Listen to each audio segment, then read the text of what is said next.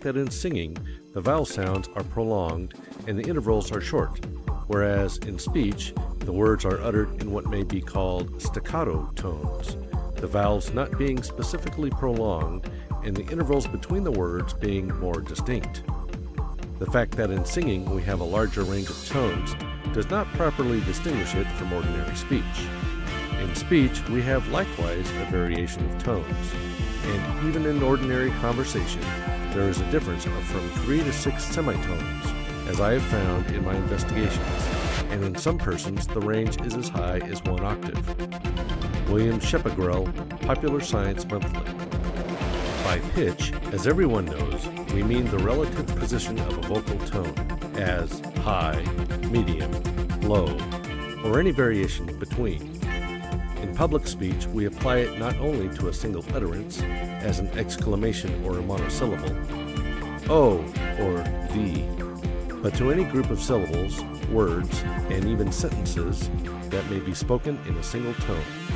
This distinction it is important to keep in mind, for the efficient speaker not only changes the pitch of successive syllables, see Chapter 7, Efficiency Through Inflection, but gives a different pitch to different parts or word groups of successive sentences. It is this phase of the subject which we are considering in this chapter. Every change in the thought demands a change in the voice pitch.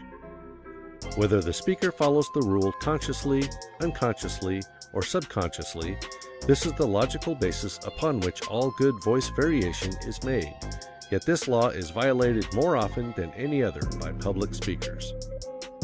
A criminal may disregard a law of the state without detection and punishment, but the speaker who violates this regulation suffers its penalty at once in his loss of effectiveness, while his innocent hearers must endure the monotony, for monotony is not only a sin of the perpetrator, as we have shown, but a plague on the victims as well.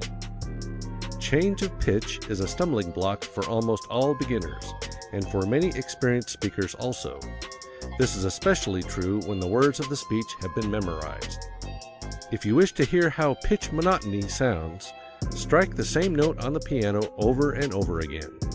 You have in your speaking voice a range of pitch from high to low, with a great many shades between the extremes. With all these notes available, there is no excuse for offending the ears and taste of your audience by continually using the one note. True, the reiteration of the same tone in music, as in pedal point on an organ composition, may be made the foundation of beauty, for the harmony weaving about that one basic tone produces a consistent, insistent quality not felt in pure variety of chord sequences. In like manner, the intoning voice in a ritual may, though it rarely does, possess a solemn beauty. But the public speaker should shun the monotone as he would a pestilence. Continual change of pitch is nature's highest method. In our search for the principles of efficiency, we must continually go back to nature. Listen, really listen to the birds sing. Which of these feathered tribes are most pleasing in their vocal efforts? Those whose voices, though sweet, have little or no range, or those that, like the canary, the lark, and the nightingale, not only possess a considerable range, but utter their notes in continual variety of combinations?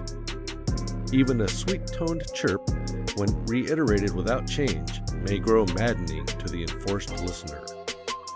The little child seldom speaks in a monotonous pitch. Observe the conversations of little folk that you hear on the street or in the home, and note the continual changes of pitch. The unconscious speech of most adults is likewise full of pleasing variations. Imagine someone speaking the following, and consider if the effect would not be just about as indicated. Remember, we are not now discussing the inflection of single words, but the general pitch in which phrases are spoken. High pitch. I'd like to leave for my vacation tomorrow. Lower. Still, I have so much to do. Higher. Yet, I suppose if I wait till I have time, I'll never go. Repeat this, first in the pitches indicated, and then all in the one pitch, as many speakers would. Observe the difference in naturalness of effect. The following exercise should be spoken in a purely conversational tone. with numerous changes of pitch. Practice it until your delivery would cause a stranger in the next room to think you were discussing an actual incident with a friend instead of delivering a memorized monologue. If you are in doubt about the effect you have secured, repeat it to a friend and ask him if it sounds like memorized words. If it does, it is wrong. A similar case. Jack, I hear you've gone and done it. Yes, I know. Most fellows will. Went and tried it once myself, sir, though you see I'm single still. And you met her, did you tell me, down at Newport last July, and resolved to ask the question at a soiree? So did I. I suppose you left the ballroom, with its music and its light, for they say love's flame is brightest in the darkest of the night. Well, you walked along together, overhead the starlit sky, and I'll bet, old man confess it, you were frightened. So was I. You strolled along the terrace, saw the summer moonlight pour all its radiance on the waters as they rippled on the shore, till at length you gathered courage when you saw that none was nigh. Did you draw her close and tell her that you loved her? So did I. Well, I needn't ask you further, and I'm sure I wish you joy. Think I'll wander down and see you when you're married, eh, my boy? When the honeymoon is over and you're settled down, we'll try... What? The deuce you say? Rejected? You rejected? So was I. Anonymous. The necessity for changing pitch is so self-evident that it should be grasped and applied immediately. However, it requires patient drill to free yourself from monotony of pitch. In natural conversation, you think of an idea first and then find words to express it.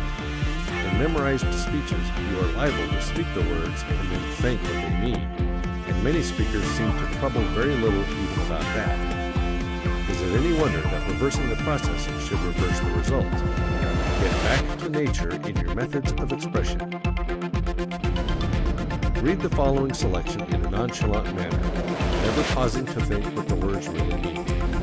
Try it again, carefully studying the thought you have assimilated. Believe the idea, desire to express it effectively, and imagine an audience before you.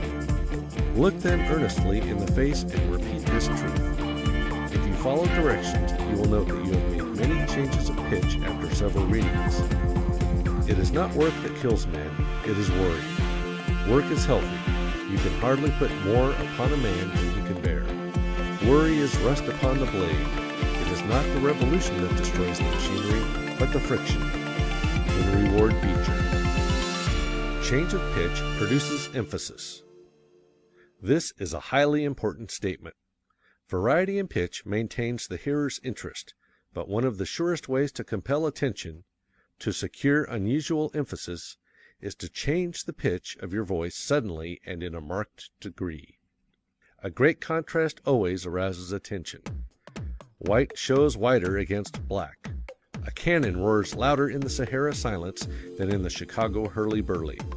These are simple illustrations of the power of contrast. What is Congress going to do next? High pitch. I do not know. Low pitch. By such sudden change of pitch during a sermon, Dr. Newell Dwight Hillis recently achieved great emphasis and suggested the gravity of the question he had raised. The foregoing order of pitch change might be reversed with equally good effect, though with a slight change in seriousness. Either method produces emphasis when used intelligently, that is, with a common-sense appreciation of the sort of emphasis to be attained. In attempting these contrasts of pitch, it is important to avoid unpleasant extremes. Most speakers pitch their voices too high. One of the secrets of Mr. Bryan's eloquence is his low, bell-like voice. Shakespeare said that a soft, gentle, low voice was an excellent thing in a woman. It is no less so in a man, for a voice need not be blatant to be powerful, and must not be to be pleasing. In closing, let us emphasize anew the importance of using variety of pitch. You sing up and down the scale, first touching one note and then another above or below it. Do likewise in speaking. Though thought and individual taste must generally